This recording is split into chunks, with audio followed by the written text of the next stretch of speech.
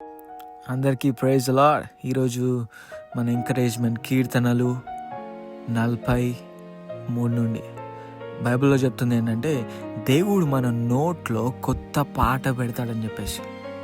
కొన్నిసార్లు మన జీవితంలో కష్టాలు, వెయిటింగ్ పీరియడ్, సైలెన్స్ ఇవన్నీ ఉంటాయి. అప్పుడు మన నోట్లో పాట ఉండదు, మన హృదయం భారంగా ఉంటుంది అప్పుడు. కానీ దేవుడు పని చేస్తే ఆయన కేవలం సిచ్యువేషన్ మార్చడు, మన హృదయాన్ని మార్చే దేవుడు ఆయన. మన పాటని కూడా మార్చుతాడు. అట్లాంటి దేవుని మనం సేవిస్తున్నాం. ఈ కొత్త పాట అనగా గుర్తొచ్చేది ఏంటంటే కొత్త ఆశ, కొత్త సంతోషం, కొత్త బలం మన జీవితాల్లో. ఇవాళ మీరు వెయిటింగ్ పీరియడ్లో ఉన్నారేమో, దయచేసి నిరుత్సాహపడకండి. మీ వెయిటింగ్ వేస్ట్ కాదు.